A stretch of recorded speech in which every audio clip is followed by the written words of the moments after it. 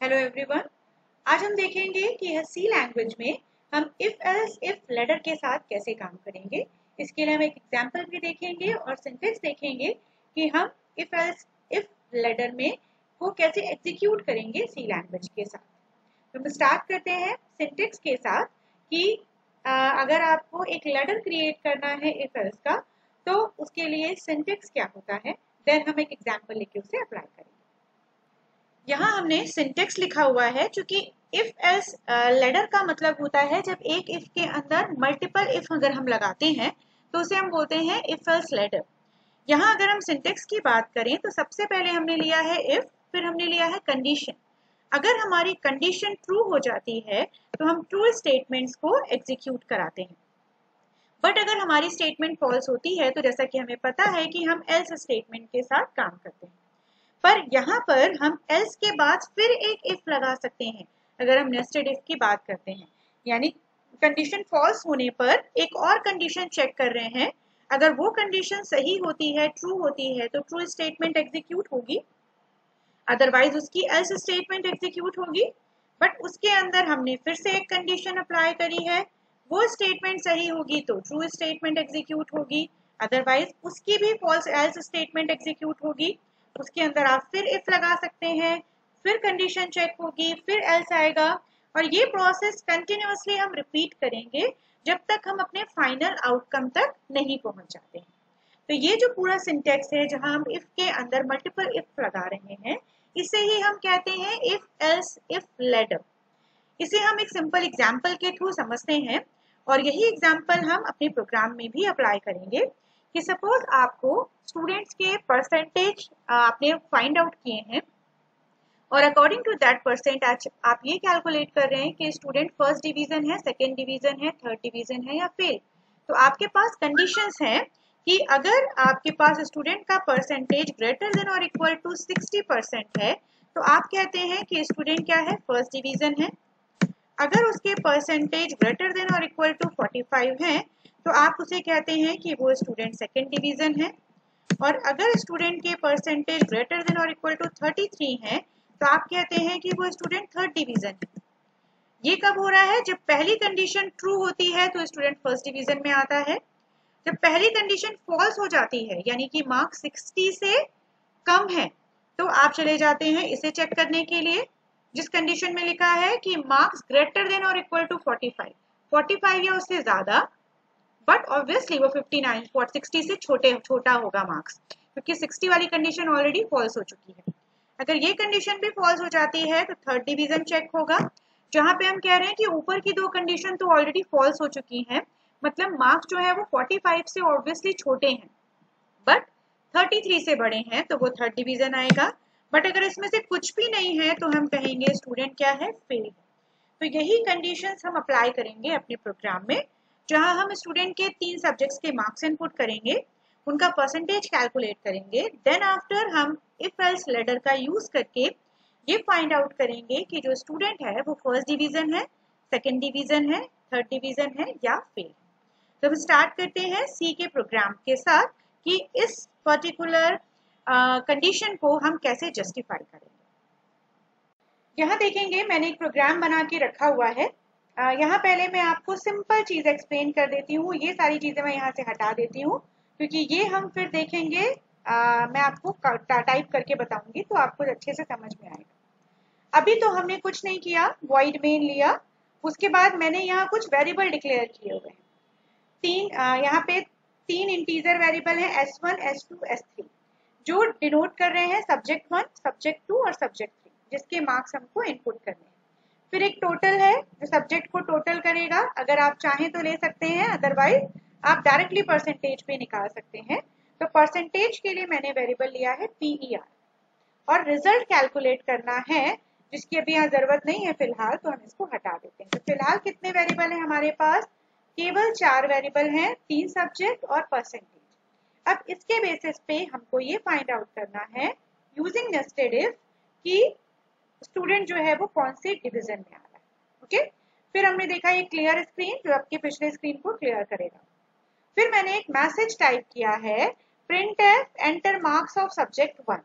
तो ये मैसेज आया तो आपने स्कैनफ के थ्रू पहले सब्जेक्ट के मार्क्स को इनपुट कराया जो कि वेरिएबल S1 में स्टोर होगा।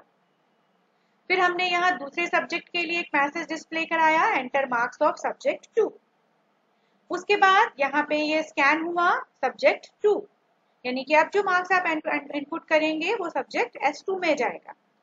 फिर तीसरे सब्जेक्ट के लिए हमने सेम काम किया कि एंटर मार्क्स ऑफ सब्जेक्ट 3, और वो वैल्यू कहाँ जाएगी, S3 नाम के वेरिएबल पे स्टोर हो जाएगी। 3 मार्क्स हमारे इनपुट हो गए।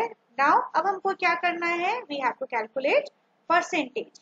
तो सपोज हमने माना कि एक सब्जेक्ट जो है 100 मार्क्स का है, तो हमने परसेंटेज के लिए तीनों को ऐड करके डिवाइडेड बाय 3 कर दिया, तो परसेंटेज कैलकुलेट हो जाएगा। अब मैंने यहाँ पे परसेंटेज को भी डिस्प्ले करा दिया, percentage of student equals two percent D, और वो परसेंट डी कहाँ पे है, PER नाम के वेरिएबल पे स्टोर है। ठीक है, अब यहाँ पे लगाना है नेस्टेड इफ। नेस्टेड इफ के लिए क्या करेंगे, मैंने ये प्रोग्राम यहाँ पे कोडिंग की हुई थी, मैं एक एक करके आपको समझाती हूँ।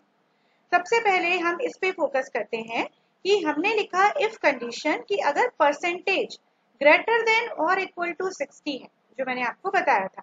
तो अगर ये कंडीशन ट्रू होती है, यानी हमारा परसेंटेज 60 से ज्यादा या 60 होता है, तो हम एक मैसेज डिस्प्ले कराएंगे फर्स्ट डिवीजन। ठीक है, ये ट्रू कंडीशन के अंदर आ रहा है। बट हो सकता है कि हमारे जो परसेंटेज हैं वो 60 से ज्यादा नहीं आए, तो हम कहाँ जाते हैं, ऑब्वियसली एल्स में चले जाते हैं।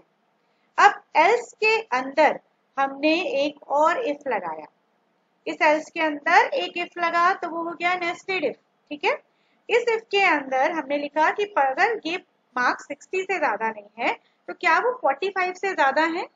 दैट मीन्स मार्क्स 45 से लेके 59 के बीच में अगर है, क्योंकि 60 से ज्यादा है नहीं, तो 59 से लेके अगर 45 तक मार्क्स हैं तो मैसेज आएगा सेकेंड डिवीजन।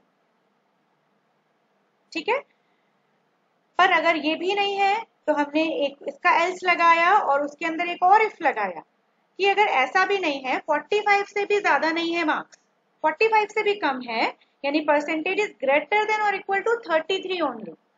33 से बड़ा कहाँ तक, 44 तक, क्योंकि यहाँ पे चेक हो चुका है 45 तक, पर 45 के अंदर नहीं आ रहा है, यानी अब वैल्यूज 44 से 33 तक कैलकुलेट हो रही हैं। अगर मार्क्स इसके बीच में है तो एक मैसेज आएगा थर्ड डिवीजन।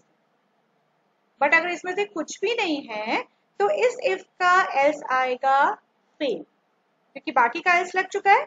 इसका एल्स यहाँ है, इस इफ का एल्स यहाँ है, इस इफ का एल्स यहाँ है, इस इफ का एल्स यहाँ है। मल्टीपल लाइन स्टेटमेंट नहीं है, इसलिए मैंने कर्ली ब्रैकेट को अवॉइड किया है।